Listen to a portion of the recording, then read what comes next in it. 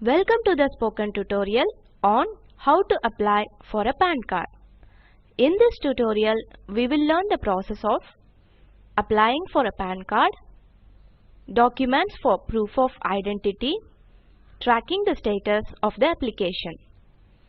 The PAN card application form is called Form 49A.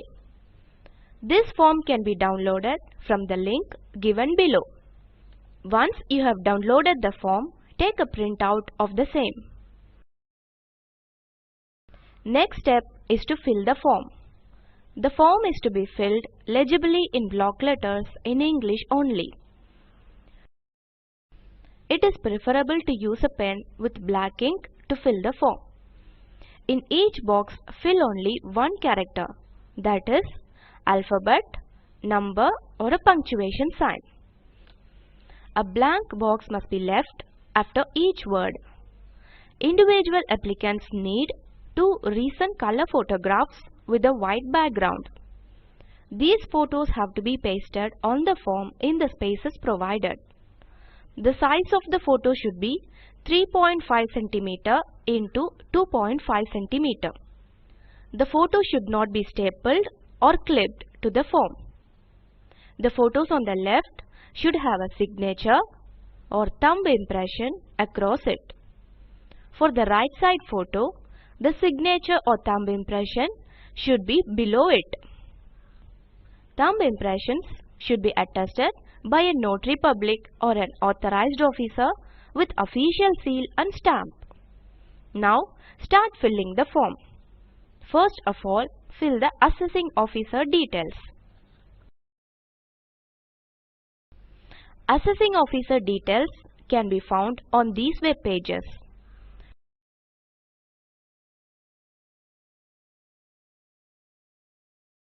In the Item 1 section, you have to fill in your personal details. Here, select your title like Shri, Srimati, etc. Write your surname, first name and middle name in full form. These are to be filled without any initials.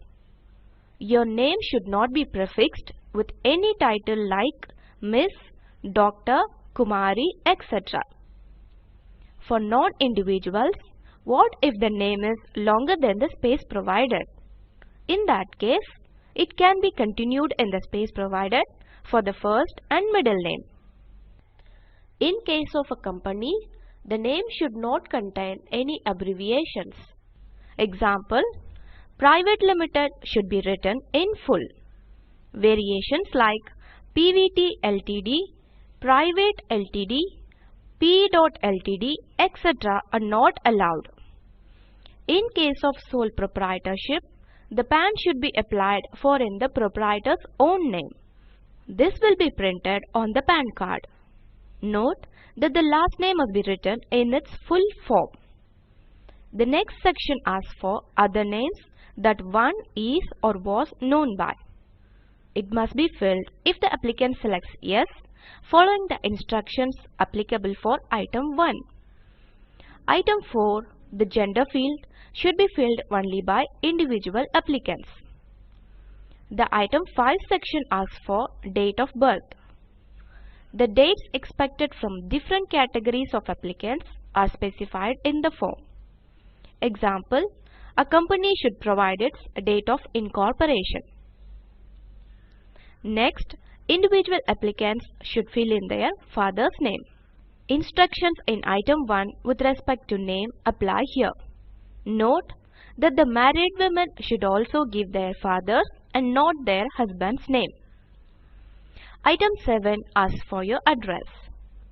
Residential address should be filled only by individuals, HUF, AOP, BOI or AJP. Individuals should give their office address here if they have a source of income. Example, business or profession. In case of firm, LLP, company, local authority or a trust, complete office address is mandatory. The address given by all the applicants should include these details: town, city, district, state or union territory and PIN code. Foreign address must contain country name along with its zip code. For item 8, that is address for communication, individuals HUF, AOP, BOI or AJP may tick either on residence or office address. Other applicants should write their office address. All communication will be sent to the address written here. Telephone number and email ID details are to be filled in item 9. Telephone details should include country code, that is ISD code, and area or STD code. Example, details of a Delhi telephone 23557505 number should be filled as 91 the country code, 11 the STD code.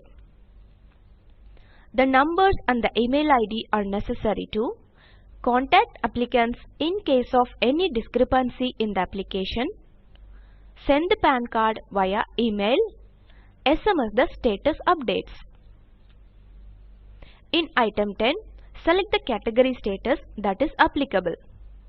In case of limited liability partnership, the PAN will be given a firm status.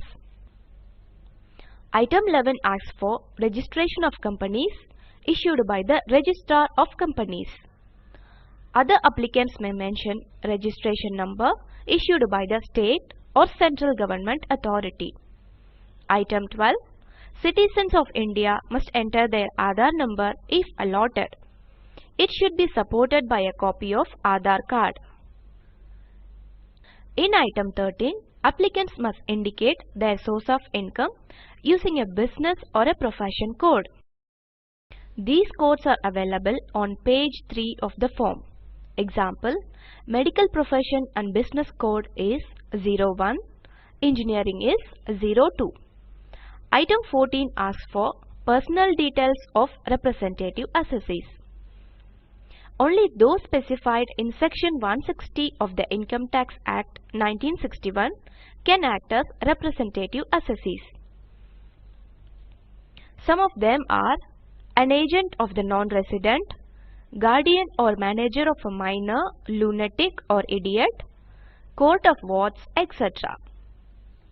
Representative assessees are mandatory for applicants who are minors, mentally retarded, deceased, idiot or a lunatic. Personal details of the representative assessees have to be filled here. Item 15 is about documents to be submitted for PAN card application. Attaching proof of identity and proof of address with the PAN application is mandatory. These documents should be in the name of applicant. Representative assessees must also attach these documents. List of documents that serve as proof of identity and address are given on page 4 of the PAN application form. Applicants must furnish any one document from the options listed in the form. Example, proof of identity for individual applicants and HUF are school leaving certificate, ration card, driver's license, etc. Documents for proof of address are electricity bill, telephone bill, passport, etc. Now we will discuss some general information regarding the application. The fee for processing PAN application is Rs 96, that is Rs 85 plus 12.36% service tax. Payment can be made by demand draft or cheque.